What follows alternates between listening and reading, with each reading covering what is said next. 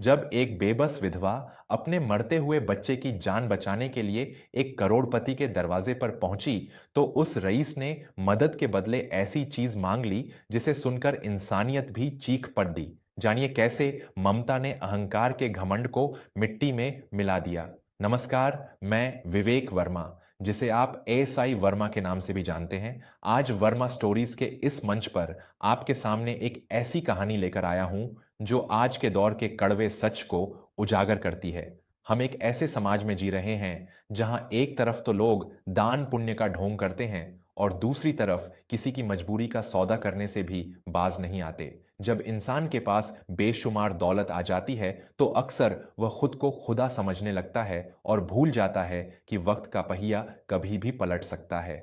आज की कहानी है एक संघर्षशील विधवा मां सुधा और शहर के सबसे बड़े रईस आर्यन खन्ना की। यह कहानी आपको सोचने पर मजबूर कर देगी कि क्या सच में पैसा इंसान को अंधा और निर्दयी बना देता है।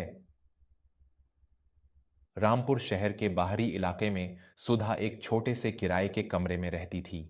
2 साल पहले एक कार एक्सीडेंट में सुधा के पति की मौत हो गई थी। सुधा का एकमात्र सहारा उसका 5 साल का बेटा चिराग था। सुधा घरों में खाना बनाकर और सिलाई कढ़ाई करके किसी तरह गुजारा कर रही थी, लेकिन विधाता को कुछ और ही मंजूर था।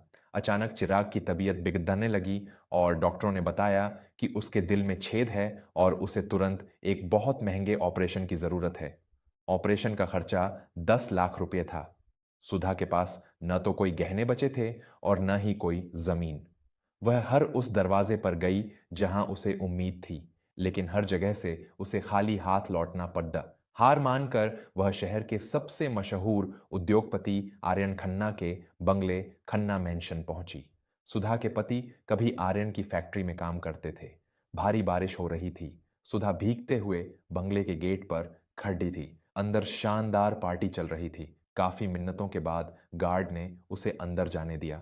सुधा जब हॉल में पहुंची तो वहां संगीत गूंज रहा था और लोग अपनी महंगी शराबों का लुत्फ उठा रहे थे। आर्यन खन्ना अपने दोस्तों के साथ बैठा ठहाके लगा रहा था। सुधा आर्यन के पैरों में गिर पडडी और रोते हुए बोली, साहब, मेरे पति आपकी फैक्ट्री के लिए शहीद हो गए थे।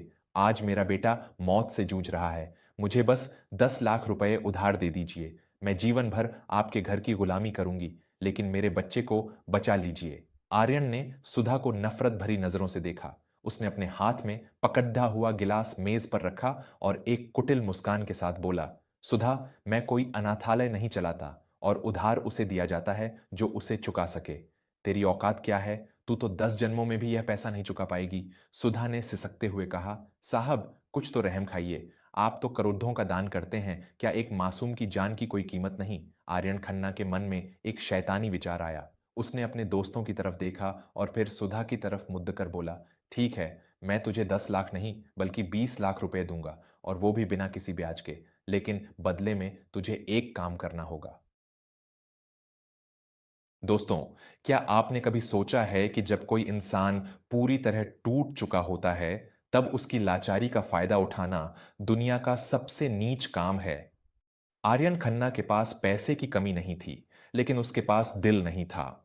सुधा को लग रहा था कि शायद आर्यन का दिल पिघल गया है, लेकिन उसे क्या पता था कि वह अपनी इंसानियत की सबसे बड़ी परीक्षा देने वाली है। अगर आप भी सुधा के इस संघर्ष और आर्यन की इस क्रूरता को महसूस कर पा रहे हैं, तो अब भी वर्मा स्टोरीज चैनल को सब्सक्राइब कर लें।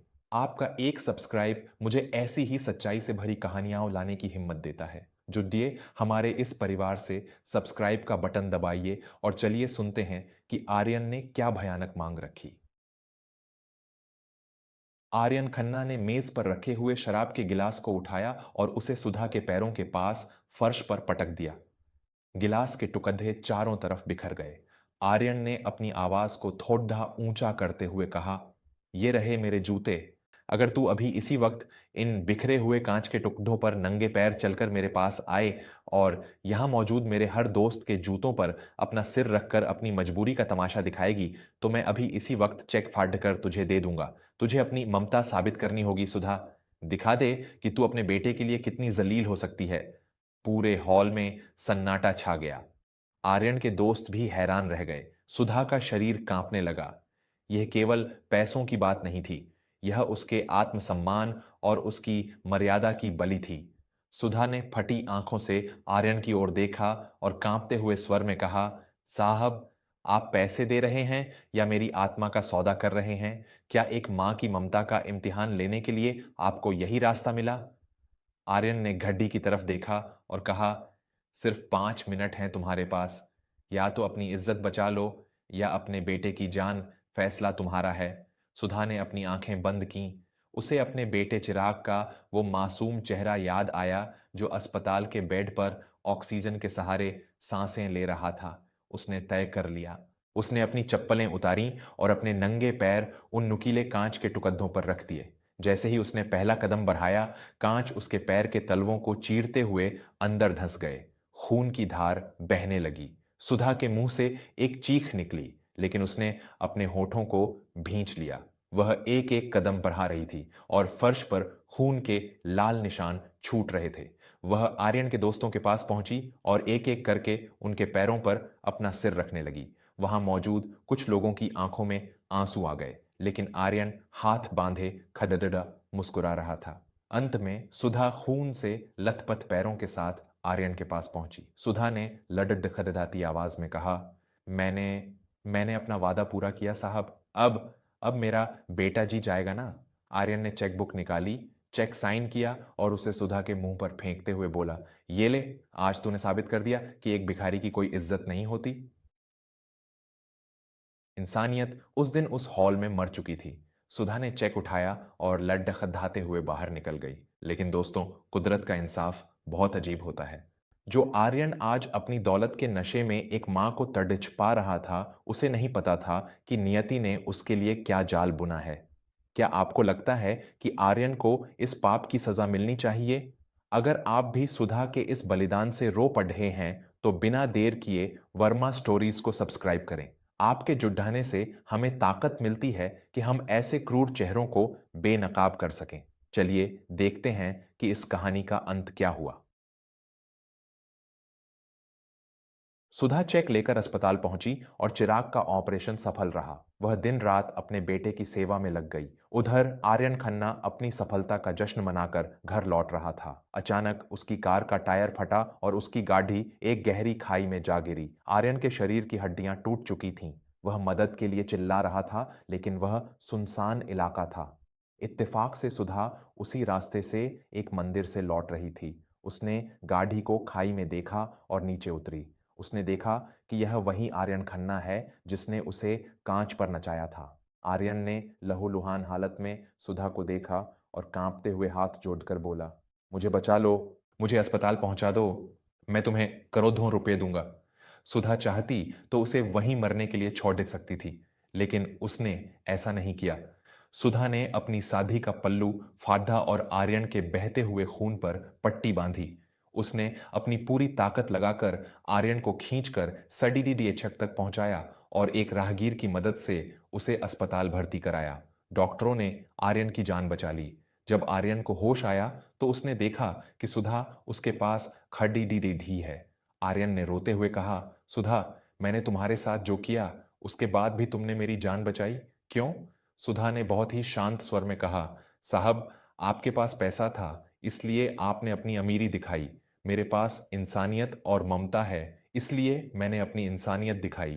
अंतर सिर्फ इतना है कि आपका पैसा आपको मौत के मुंह से नहीं निकाल सका, लेकिन मेरी दुआओं और इस मां के हाथ के सहारे ने आपकी जान बचा ली। आज से आप अमीर नहीं बल्कि इस विधवा के कर्जदार हैं। आर्यन खन्ना की आंखों से अहंकार के सारे आंसू बह गए। उसने उसी दिन अपनी संपत्ति का एक बड़ा हिस्सा गरीबों और अनाथ बच्चों के अस्पताल के नाम कर दिया। निष्कर्ष, दोस्तों, पैसा बिस्तर दे सकता है, नींद नहीं। पैसा भोजन दे सकता है, भूख नहीं। और पैसा चापलूस दे सकता है, लेकिन दुआएं कभी नहीं।